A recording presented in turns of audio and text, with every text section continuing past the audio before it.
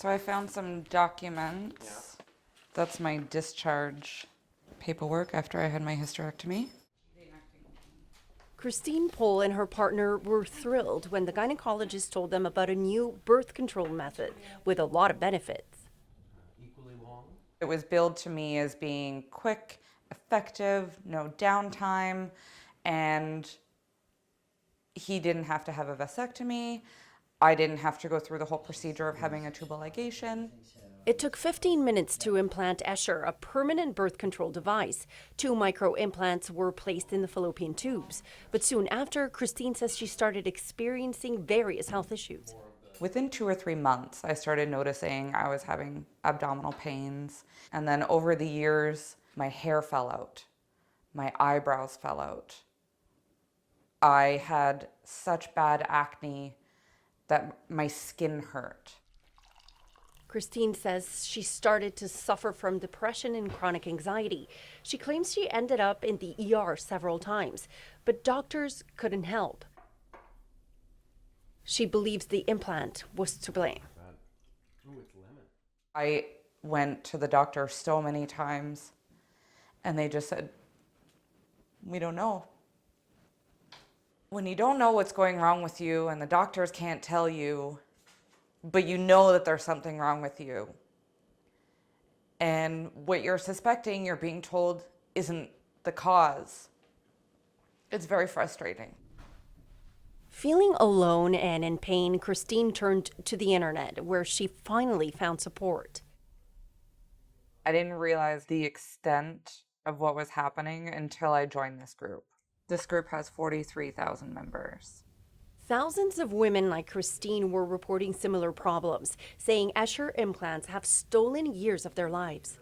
This particular woman says, "I'm so overwhelmed with reading all of your posts. I have felt insane talking to so many doctors about my health problems. My list keeps growing from celiac to blurry vision. It's strange to come on Facebook and find what feels like sisters who get me. I have my first appointment to start the road to removal on December. Wish me luck." And it's just over and over posts like that. Essure entered the market in 2002. It was bought in 2013 by pharmaceutical giant Bayer for 1.1 billion US dollars. But demands for the item to be recalled from the market were already growing. Complaints were accumulating too. More than 39,000 alleged victims came forward in the United States. Bayer withdrew the device from the market in 2018 and negotiated a settlement with American plaintiffs to avoid a trial. It cost the company $1.6 billion. Presently, we have approximately 150 clients, although the number is increasing daily. Lawyer Renee Vinet knows the Essure file very well. She is a former nurse in Toronto, and for several years, she's been gathering the testimonies of alleged Essure victims in Canada. We're in the process of coming up with our discovery plan, and that is the process of setting out how we're going to exchange documentation and disclosure between Bayer and all of our individual claimants. Here, Bayer didn't offer alleged victims compensation.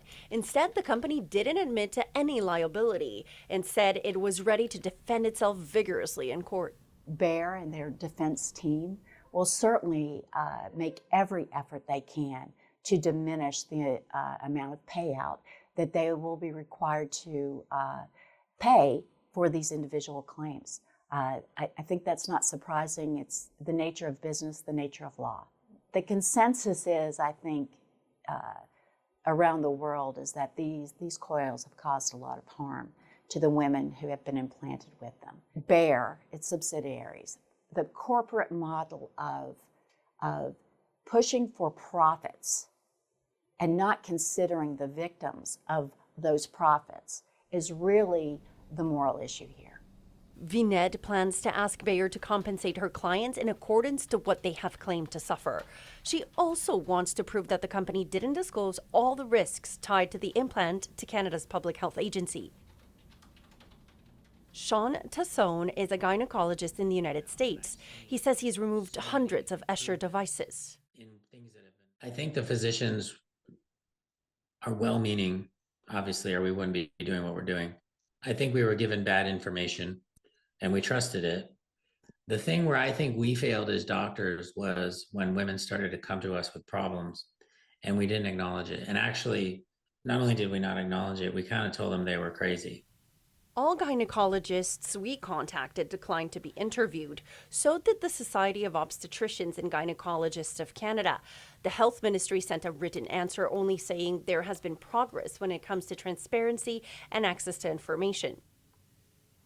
According to Health Canada, over 8,000 units of Essure were sold in the country before it was pulled from the market in 2017.